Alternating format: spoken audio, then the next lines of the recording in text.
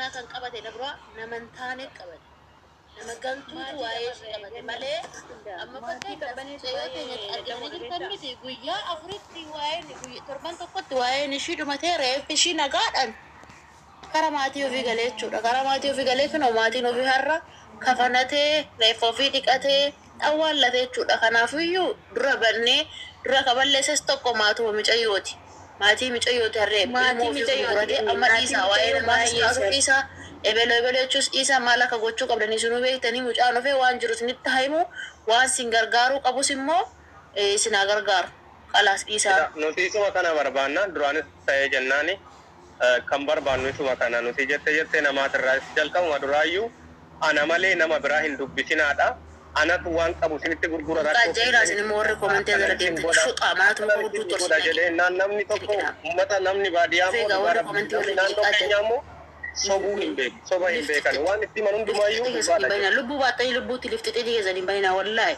كوبلينغ غوداسين دولما أمم أبا بربادي دي مهنا تمر جدي وسو كبي ماتين كي وسو چمو تاني وسو أخي جتي جتوا أبا كي تفيني كسا إندو أفجي سرفال غنغرة تملي بو ماتين كي دابا تاي تانن وغا كي دي سيتو ريفا كي تو سيرانا والله تندن دي سبيتا ماتين سو باي نا تنغا كيساني جرا سغلين في بونتو تنغاني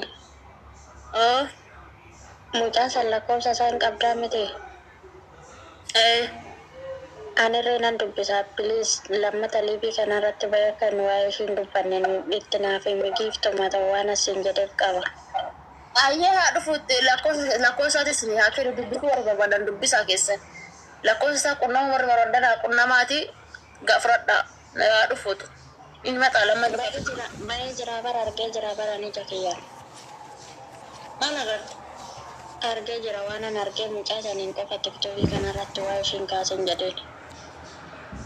yaa isaayyuu amma fidanii as yookaan footoo isaa suuraa isaa mataadhaan dhaaboo kan maal godhu kan uummanni kun beekamaadha.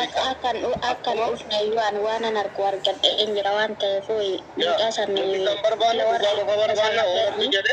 Meenta jajjainaa qo'ataraa haasaa ofiin boontu naa dubbattu lubbuu qo'imee dubbadhu ofiin boontu.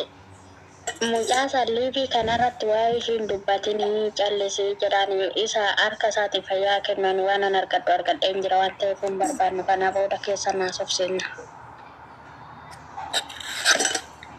Kalaas haa dhufu qo'e inni fa'innu.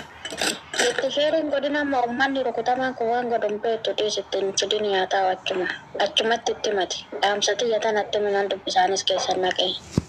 Noodisi rakkoon qabu kun wanna rakkoo qabu qabu jechuun wanni inni dubbatu waan biraa odoo hin ta'in waan jiru waan nugaa jiru waan kana irra baasee dubbachuun rakkoo hin qabu. Suni waan tokko rakkoo hin uuma jettanii yaadina. Wanni tokko hin jiru kana kan gara kanaatti Miilaa karrayyuuti sodaatina inni buxibuxiiwwan Dubaay keessa jirtu takkaafuun naga'uunni isaa sodaatina inni. Isu wanda no shintaan maalillee sodaatina isaaf.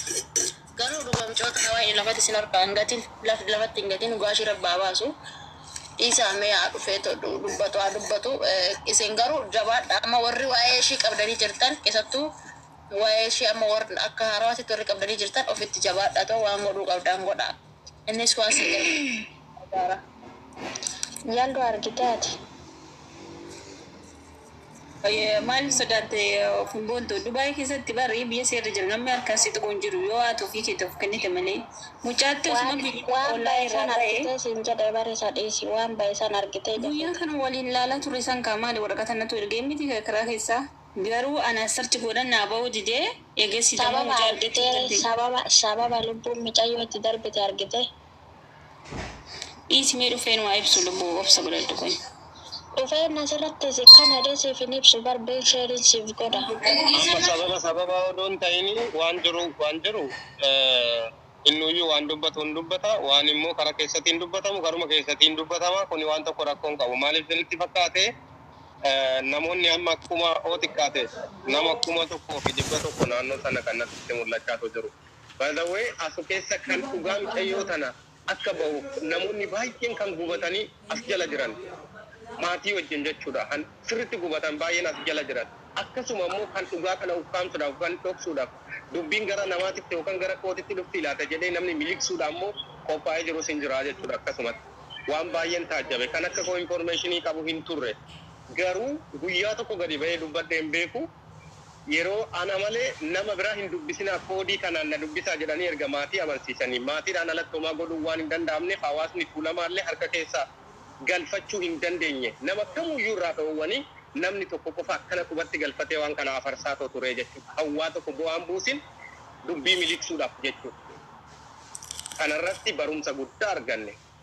Kanaafuu ijoolleen keenyas immoo beektanii too nama tokko dhufee maqaa fuulamaatiin maqaa shawaatiin ani shawaadha jedhee dhufee too harkatti waan hedduu irraa baratan jedhee abdiin qabaa jechuudha. Galche tuulamee mudireetira qabaa galchedhe. Duulama galche. Keenya ijoolleen illee gandatti wal qooduu barbaadan oromummaatti amanan. Namni kamuu gandummaatti hin amanu. Fuudhanii gandatti laxxafuudha. Fuukanis immoo dhugaa namaa dhoksuudha waan baay'eettidha. Isa santu balaa qaba.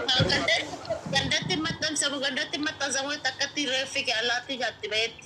Yaa Habiibi yoo ati boosseef kabiraa feesoo wajjin bu'atiin boossu taanaan na biraa dhufee akkasii boo barbaadda. Ati dhaqaan barbaaddu taanaan ati biraa dhufee akkasii barbaadu barbaadda. Sigalee ganniini.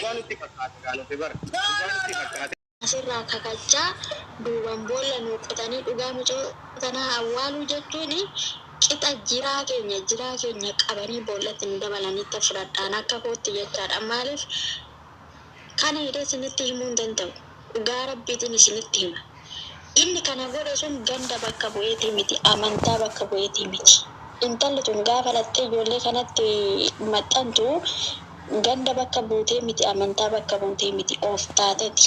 Inni kana godhe sunis of ta'eeti. Warri gidduu seenaniitu nama nuti gandummaa hin barbaannu har'arree taanaan borurree taanan. Amantaadhaan irree nama qooduu hin barbaadan. Gaafa amantaan nama qoonnu gaafa gandummaa wal qoonnu gootota Sumaalee keessatti nama 9 mul'ata akkatti awwaalaman sana of keessatti yaadachuun barbaachisaadha. Eenyuma keenyallee taanan jechaadha. Akkamitti dubartii taatee dhugaa jirtu bartee akka waan dhugaan hin argamneetitti dhugaan barbaadattee ji'a 3 guutuun wal jaajjessite. Hunda walitti hin qabu. Ammas taanan siifan Kamaal ija ishiitiin dhugaa micayyoo argitee gurra ishiitiin dhugaa micayyoo dhageecheti asirraa arrabaan uummata kutaaf kutaadhaan gandaaf gandaan amantaadhaan akka wal cuffannu akka nuti wal nyaannu akka nuti afaan tokko taanee hin jiraanne kan ishiin barbaaddu jechuudha. Estiin kana qofa miti gaafa ofiin boontuu dhaga'i gaafa reeffi asii galutti haga reeffi asii galutti na obsi kan jette ragaan hin jira. Hagama reeffi achi gahutti obsaa hin dubbatina reeffi dura achaa gahu. Haga reeffi achi gahe immoo waa meeqatu dalagame jechuudha waa meeqa. Maal reeffa achaa gahu qofaadhaan haga reeffi galutti calliseeti haga reeffi galutti calliseeti kannaan jettaan sagalee qaba. Sagalee fi haasaadha calliseen dalagee maaliif sitti fakkaate? Haga maatiin illee maatiin amma ammaatti uummanni asirra jiru kun dhagaa maatiin micayyoo bal'aa siifan quba qabdi jettan immoo maal haasaa jirtan isin? Dhagaye waan namni siin jedhu wanni jiru maa inni maatiin obboleettiin illee gadda of ajjeesuudhaaf jettee gaafa funyoo fudhattee jettu abbaan manaa ishee argee irraa buuse haga kana dirasii maatiin waliin dubbisu tokkollee waliin dubbisu jechuudha maatiin wal qoqqoodee obboleeyyan jechuudha warri durbiillee walitti dhufan amma wal cufanii jiru. Dhugaan kun gaafa garuu galteef dhiifama wal gaafatu jedhee abdiin qaba. Akkuma ijoolleen amma dhugaan galtee fi miidiyaa kanarratti ijoolleen jiddu galeessaa kun dhiifama wal gaafatanii maatiin illee dhiifama wal gaafatu jedhee rabbiirraa abdiin qaba. Rabbiin bichaa dhugaa micayyoo tanaa gara baasetti baasee dhugaa ishee iftoominaa naa baasu. Dhugaan ilmoo rabbiiti hin qallatti malee hin cittu.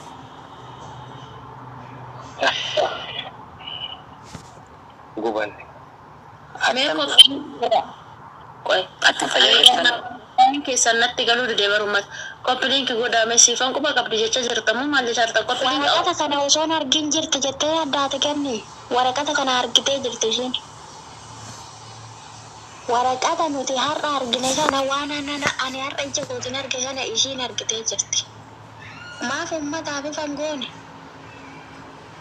maaf hin baane waraqaan jettee uummata nu borjaajjisite gaafa akka ati arsii irratti kaatee ijoollee arsii qooddee arrabsitu barbaaddu dhirsi kiyya arsiidha abbaan manaa kiyya arsiidha jette maaltu nu dhibe nuti dhirsii fi inshaallah Ameerikaa yoo ta'e nu maaltu nu rakkise jireenya dhuunfaa ishee keessa gaafa akka ati waa'ee amantaadhaan nama arrabsitu gaafa barbaaddu uffata abdiin uffatee jiru amma suura isaa kana gadi hin galabbaxina amantaatti isin jalaa fudhatu jetti.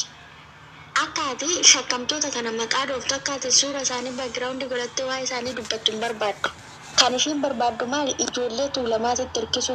Ijoollee tuulamaatitu dhugaa awwaale. Ijoollee tuulamaa suura isaanii akkas godha. Falmattuudha, seenaadha, urjiidha, jawwisaadha tu suura isaanii viidiyoo sagalee ishiitiin waraabamee jira bar. Maaliif shakkamtoota sanarraa dubbadhaa jechuu dadhabe? Gaafa kamiidha?